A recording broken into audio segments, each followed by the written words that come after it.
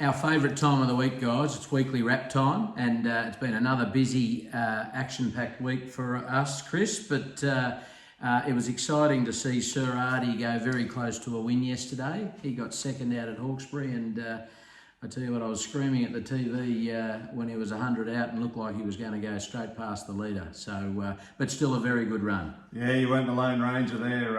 It was a very exciting run. I thought he had it 100 out, as you're alluding to there.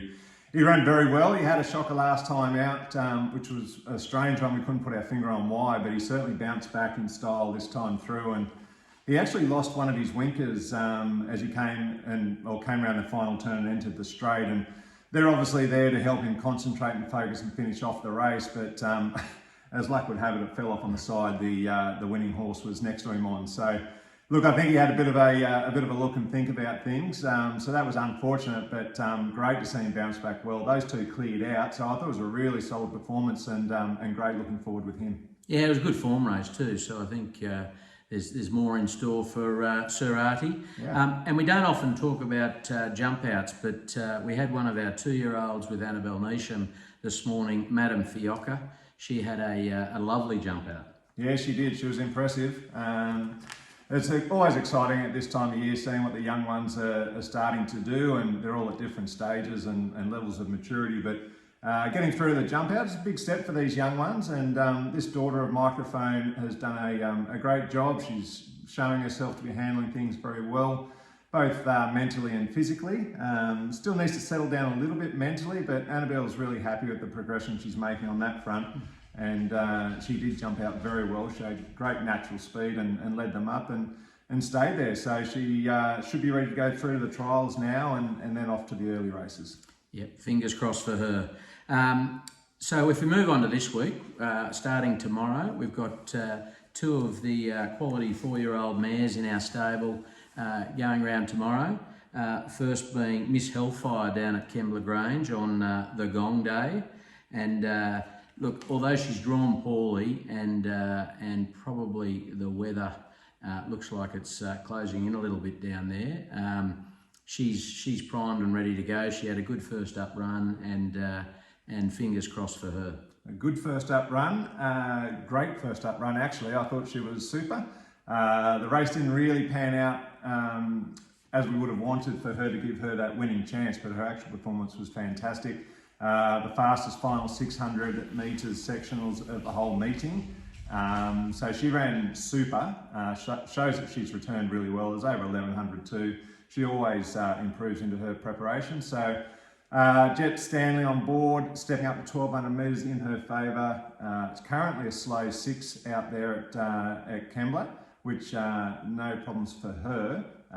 Probably don't want it to keep bucketing down. So in the slow range would be lovely, but as you say, tricky gate. That's probably the biggest hurdle for her. She's going to need some luck early on in the race there. But who knows? With this wet weather, there might be a few scratchings and bring her in with a bit of luck.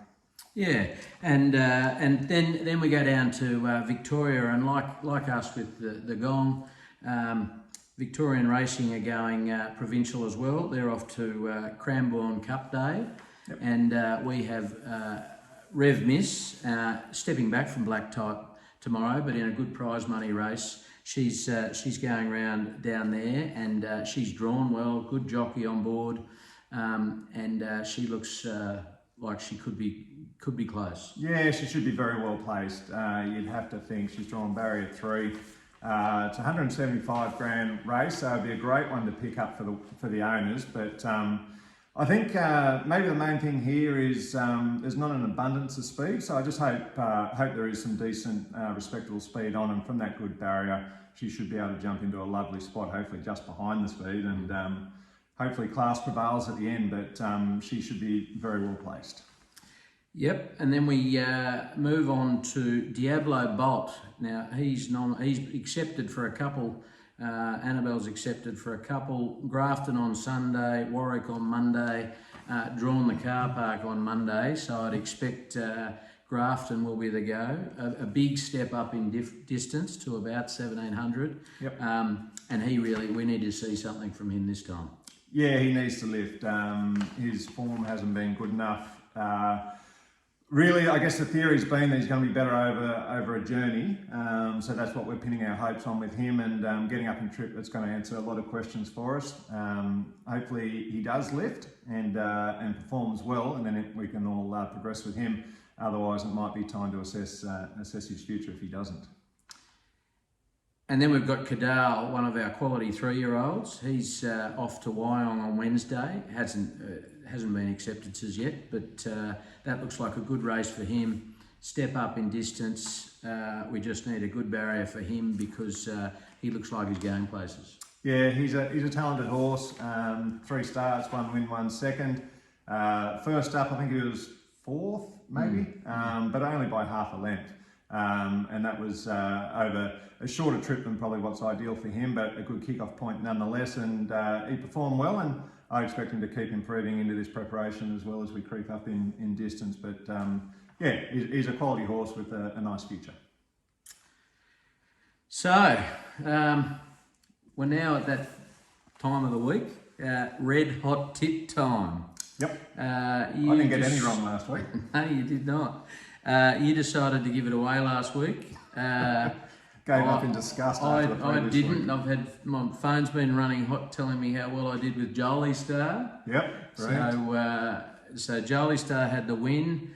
Also got a 2nd and a 3rd. If you went each way, not sure if anyone did, but would have got some good value there anyway.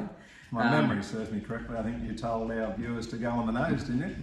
Might have, but anyway, now we move on to this week. Yep. And I've just seen how Chris has selected his tips, so I might run with you first.